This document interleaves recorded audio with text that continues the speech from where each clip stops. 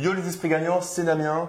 Et dans cette nouvelle vidéo, j'ai le plaisir de recevoir Maxence Rigotier. Salut Maxence. Salut Damien, avec grand plaisir. Donc Maxence, il va nous parler d'investissement à l'étranger. Comme tu le sais, moi je ne parle pas des sujets que je ne connais pas et j'avoue, investir à l'étranger, je n'ai jamais fait. Mais mon ami Maxence, lui, il investit à l'étranger, donc il va tout nous dire.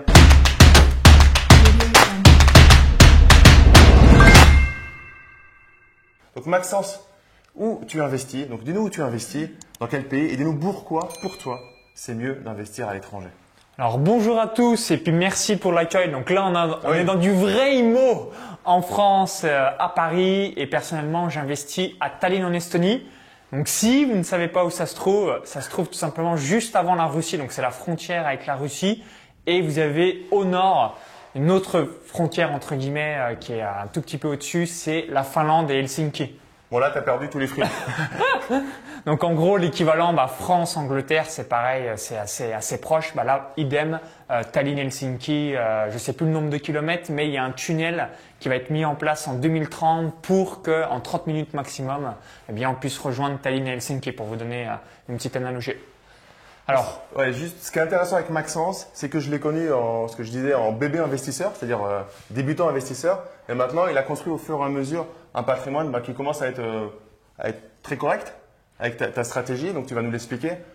Ce qui veut dire qu'on peut, on peut démarrer de zéro, et monter au fur et à mesure en passant à l'action. Ouais, absolument. Alors moi, comment ça s'est passé exactement?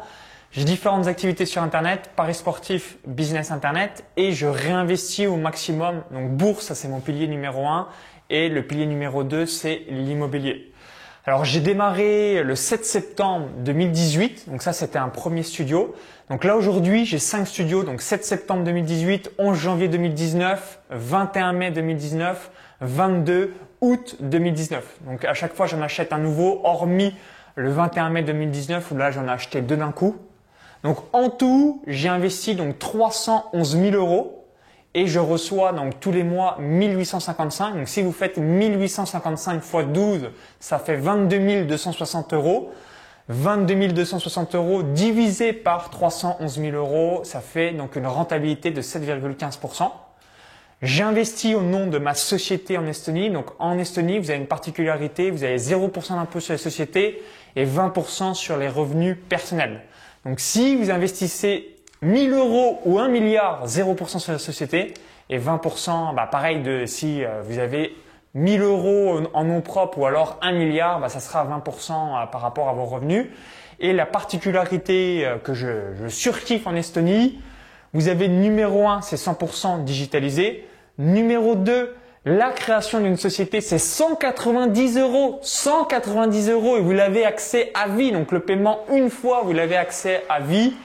Et numéro 3, ça m'est revenu. C'est avec cette même société, vous pouvez investir dans l'immobilier, la bourse, le business internet, de la peinture, du coaching, du consulting, donc absolument tout. Vis-à-vis de mes biens immobiliers, donc par rapport à ces studios, donc je vais vous évoquer les surfaces.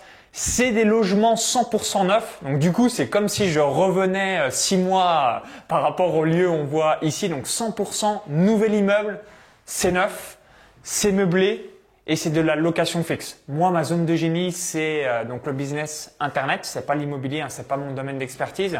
Donc du coup, dans mon cas de figure, c'est grâce à ce type de stratégie qui me permettent d'avoir l'immobilier le plus passif possible.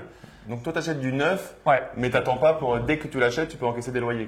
Exactement. Donc souvenez-vous, bâtiment 100% neuf. Donc là, c'est les premiers locataires qui viennent dans l'immeuble. Je vous donne un exemple tout bête. L'immeuble peut être terminé le 1er mars. J'achète le 10 mars et le 25 mars, boum, il y a déjà un locataire. Pour vous donner une chronologie de comment ça se passe. C'est meublé systématiquement et c'est de la location fixe. Donc j'ai certains biens immobiliers, donc j'ai eu un locataire et c'est toujours le locataire à l'heure d'aujourd'hui. Donc là pour le coup, c'est quand même assez passif. Maintenant, pourquoi l'Estonie? Peut-être que vous dites et finalement pas l'Asie, Budapest, Berlin ou une autre. Ou Malte parce ou Malte, par exemple. Alors Malte, ce que je n'aimais pas, c'est que les matériaux, c'était des mauvais matériaux. Il y a souvent le côté méditerranéen. Si vous êtes dans le milieu des affaires, on essaie de te la mettre à l'envers. Donc c'est ce côté mindset aussi que j'aimais pas par rapport à Malte. Et troisième chose, c'est vraiment un pays en mode papier. Donc là, vous allez vous reconnaître vis-à-vis de la France, chose qui n'est pas du tout le cas par rapport à l'Estonie. Donc c'est vraiment pour cette raison que je suis allé en Estonie plutôt qu'à Malte. Là, l'Estonie, c'est réglo, c'est digitalisé et également les matériaux sont excellents. Hein. Toutes les personnes que je connais qui m'ont rendu visite en Estonie et qui font aussi de l'immobilier en France disent Estonie, excellent, Qualité top, ouais. La qualité est vraiment optimale. Tu nous as parlé de plus de 300 000 euros. Donc toi, tu investis via ta société, donc tu investis cash. Absolument. Est-ce que tu connais un petit peu l'accès au prêt immobilier quand on est en Estonie ou tu as des retours d'expérience là-dessus? Alors complètement.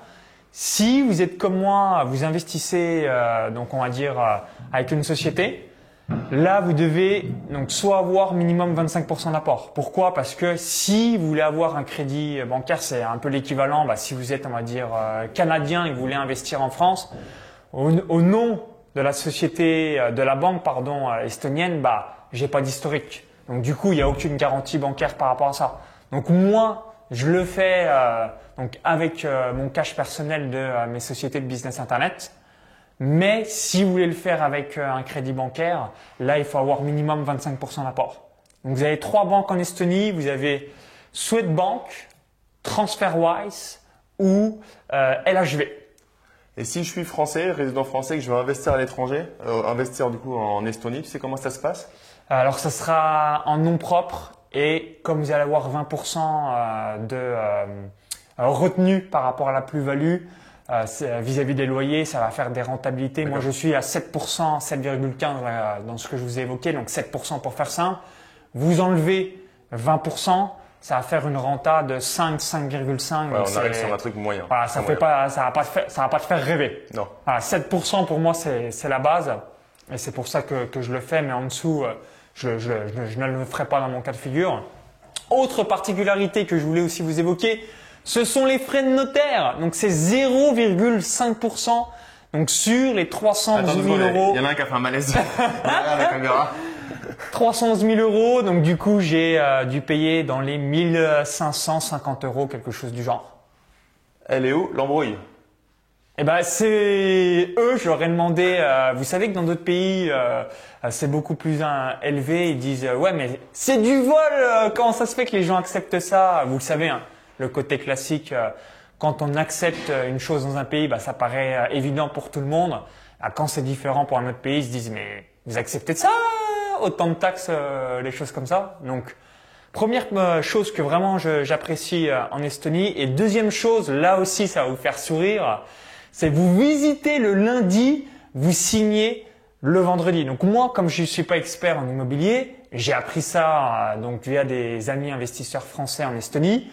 A priori, et tu vas confirmer Damien, le vendeur souhaite vendre, l'acheteur souhaite acheter. Donc là, tu te dis, nickel, la transaction se fait et il y a un délai de 2 à 4 mois en France, donc ce qu'on m'a évoqué, ce qui m'a choqué par rapport à ça.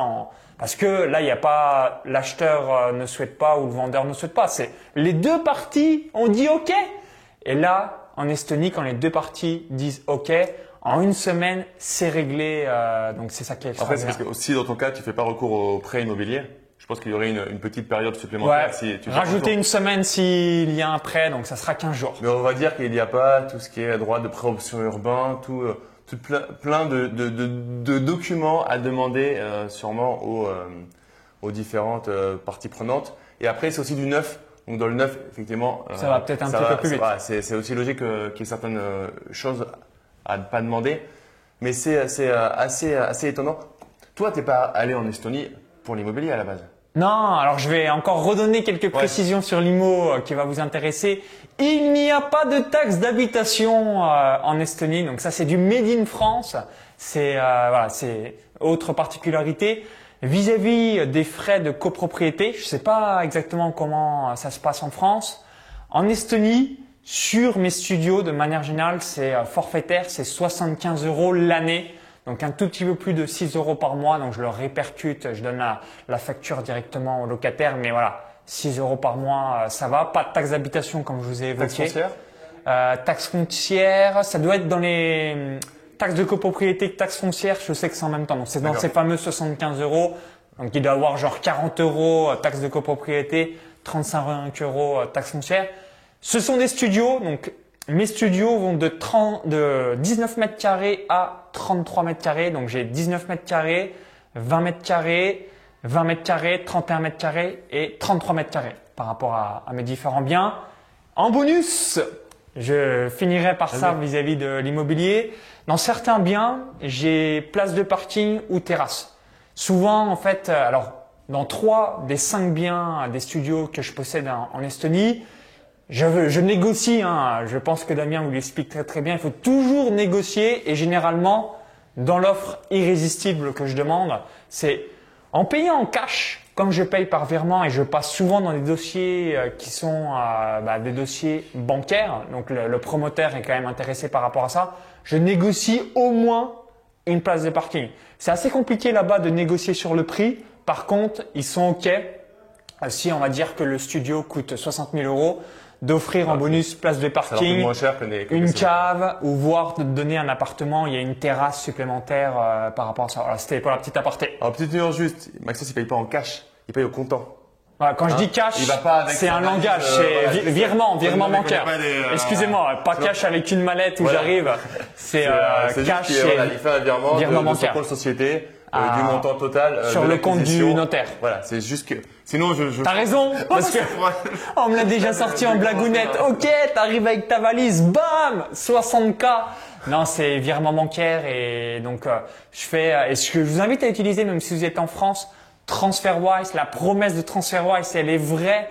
C'est le taux réel du marché avec moins de 1% de frais. Donc si vous êtes quelqu'un qui réalise de temps en temps des virements internationaux, non, les devises francs-suisses, devises marocaines, US dollars, dollars canadiens, dollars australiens. Il y a eu des dizaines et des dizaines de devises sur TransferWise. Le taux réel du marché avec moins de 1% de frais. Donc, quand vous avez des virements internationaux dans d'autres devises, utilisez TransferWise. Ça sera beaucoup mieux qu'un autre organisme où les frais sont plus importants. Excellent. Petite pépite pour gagner un peu d'argent et donner moins de commissions. Alors, on reprend juste. On reprend la partie pourquoi en cash, mais ne mets pas ton cash sur la table. Utilise le levier bancaire. C'était ça, ta question. C'est quoi ta stratégie au final dans l'immobilier? Moi, en fait, j'ai mon cas de figure. Ce que je fais, je ne le conseille pas si vous démarrez. Moi, je gagne à peu près en moyenne par mois 30 000 euros net. Donc du coup, quand j'achète un studio à 60 000 euros, je suis quelqu'un qui a horreur des papiers. Je préfère en fait continuer à passer ce temps sur ma zone de génie, ma zone de talent et du coup avoir ce cash grâce à mon business internet et le réinvestir donc dans la pierre, dans la bourse, dans d'autres supports. Mais c'est parce que mon taux horaire est assez important.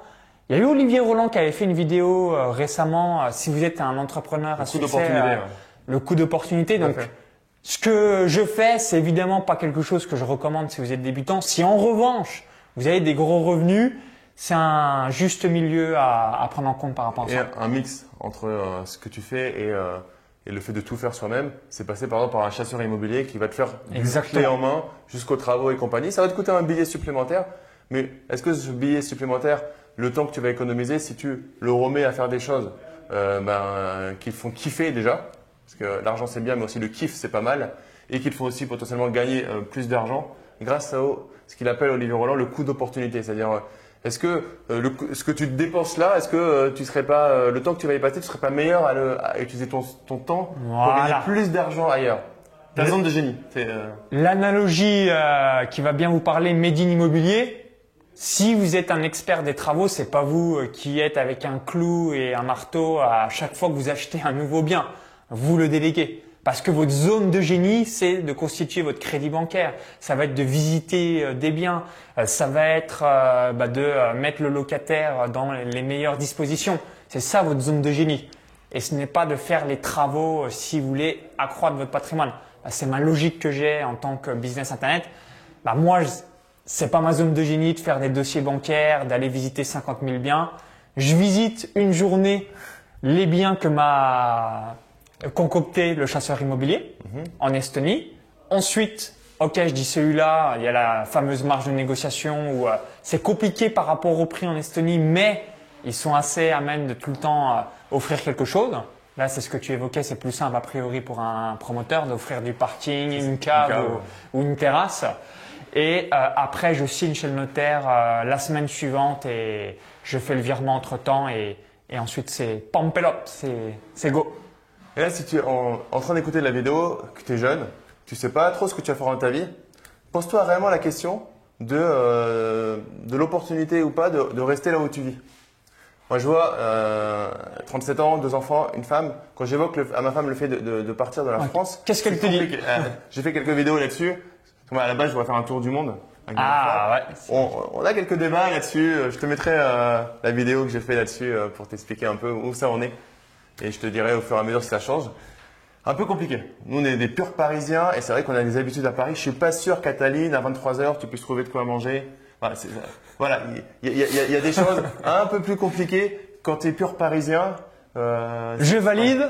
Alors, j'ai beaucoup de personnes de Paris qui sont venues à me découvrir en Estonie. Alors, les 3 choses qu'ils apprécient de Tallinn, c'est la ville la plus verte. Donc, s'il y a des écolos, s'il y a des gens fans de nature, bon, peut-être que vous n'êtes pas du coup natif de Paris comme toi. Là, vous allez vraiment apprécier. Numéro 2, c'est une ville de 400 000 habitants, la capitale. L'Estonie, c'est 1,3 million d'habitants, 400 000 dans la capitale. Donc, si vous êtes habitué des grosses villes, vous allez vous dire, mais il n'y a pas d'embouteillage en Estonie. Oui, c'est beaucoup plus petit. Et numéro 3, le coût de la vie. Donc, moi, je suis dans un 80 mètres carrés à Tallinn. C'est meublé et je paye 950 € par mois. Donc, 80 mètres carrés, neuf, meublé. J'ai un sauna. Je suis dans le centre de Tallinn, j'ai une terrasse et je paye 950 € par mois. Donc là, si vous êtes dans des grosses villes, ça va vous paraître pas cher. Là où j'habite à Vincennes, 950 €, tu as un grand studio 20 T2. Ouais, t'as quoi, 40 mètres carrés? Un petit 40 mètres carrés. Un petit 40 mètres carrés. Là, j'en ai 80. J'ai un sauna, c'est meublé, c'est neuf et j'ai aussi une terrasse qui doit faire 15 mètres carrés, quelque chose du genre. Et plus une place de parking que je n'utilise pas parce que peux la louer, je n'ai pas de. Je même pas. Même pas. Mais c'est vrai, tu as raison, je pourrais le faire. Business, c'est un business, Maxence. C'est que du coup, je ne le pense pas et comme ma valeur horaire est un petit peu plus importante, mais ça serait pas une mauvaise. Ça serait pas une gardien de mauvaise idée. l'immeuble, il te le loue, il te le gère. Ouais, complètement. Et au pire, ça. C'est noté, je le ferai à mon retour. Et donc voilà ce que je voulais évoquer par rapport à l'Estonie. Et je vais vous donner 3 raisons pourquoi l'Estonie. Et vous vous souviendrez si vous visionnez cette vidéo, il y a une grosse probabilité qu'il y ait des plus-values mobilières. Donc numéro 1, pourquoi j'ai investi en Estonie? 7% de rentabilité, logement neuf, location fixe. C'est meublé, signature en 7 jours chrono, 0,5% de frais de notaire. Première raison. La deuxième raison, c'est le tunnel Tallinn-Helsinki qui aura lieu en 2030. Alors peut-être qu'il y aura 1 ou 2 ans de retard, mais c'est parti pour 2030. Et moi, dans ma tête, ça a switché France-Suisse. Pourquoi Helsinki, c'est 3 fois plus cher que l'Estonie? Donc qu'est-ce qui va se passer? C'est exactement comme France-Suisse. Donc les Estoniens vont aller à Helsinki pour gagner plus. Les Français vont en Suisse pour avoir de meilleurs salaires. Et Helsinki, donc les Finlandais vont se dire, comme les Suisses, il me faut une résidence secondaire. L'Estonie est à côté.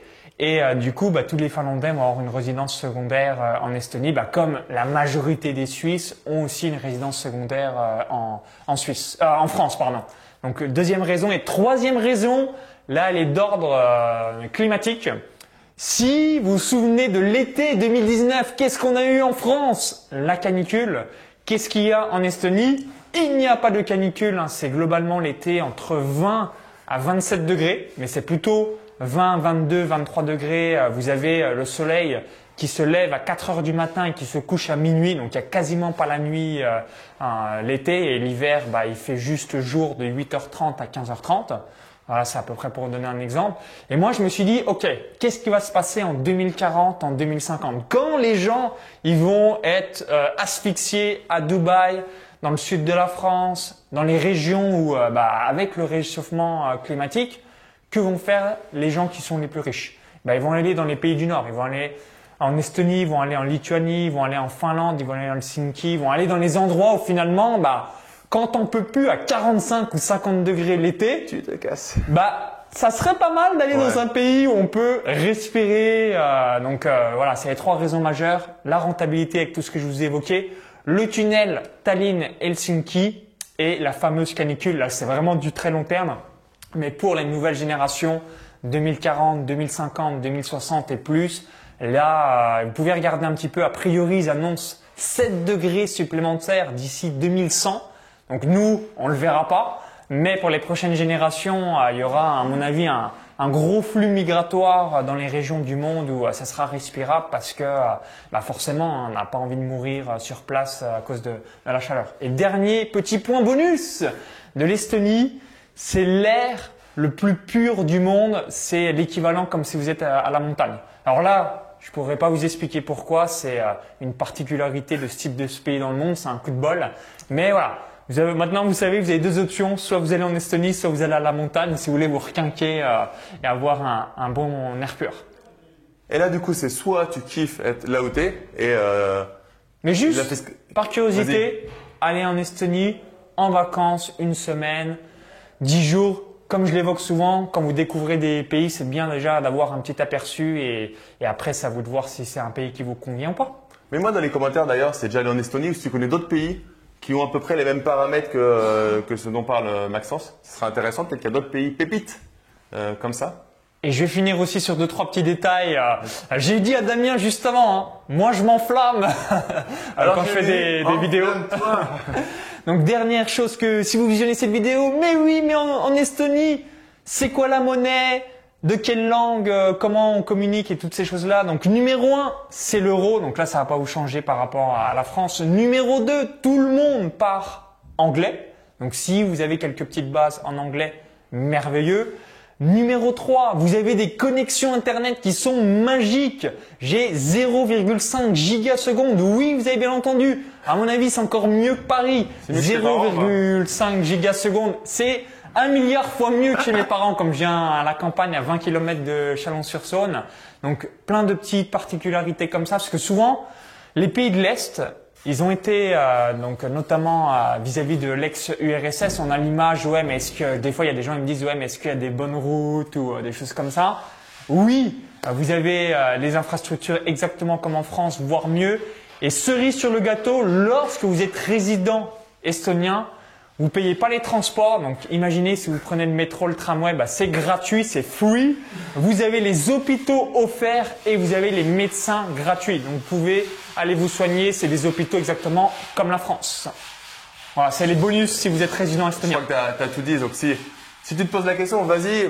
Ça s'enflamme dans les travaux au-dessus. Ouais. Après, voilà. Vive l'immobilier. Quand on gère un chantier, on peut pas leur demander de s'arrêter trop longtemps. Donc, il faut qu'ils bossent aussi parce que ça coûte un petit peu d'argent. C'est normal. Mais si tu te poses la question, en tout cas, n'hésite pas à aller y faire un tour. Et puis, ça peut rien d'aller faire un an là-bas. Commence à monter ton business IMO là-bas. Commence à monter un business là-bas. Va voir l'expérience. Moi, j'ai ton retour, mais je n'ai que des bons retours sur l'Estonie. Donc, comme j'aime bien le dire, 1 semaine, 10 jours en vacances. Vous voyez par vous-même et à vous de voir si c'est quelque chose qui vous correspond ou pas. Merci Maxence. Merci à toi. J'espère que vous avez aimé, que les conseils vous ont plu. Donc mettez un gros like. C'est parti pour la rénovation grâce à tous les artisans. Donc juste avant de finir, si tu veux une formation offerte, j'ai fait une formation avec mon frère qui est avocat en droit des sociétés et droit de l'immobilier. C'est sur la simplification du droit et de la fiscalité. Donc le lien se trouve dans la description de la vidéo. Tu mets juste ton prénom et ton email et je te l'envoie immédiatement. Et comme à chaque fin de vidéo, ne reste pas un consommateur, mais deviens un producteur. Passe à l'action. À très vite. Ciao, ciao.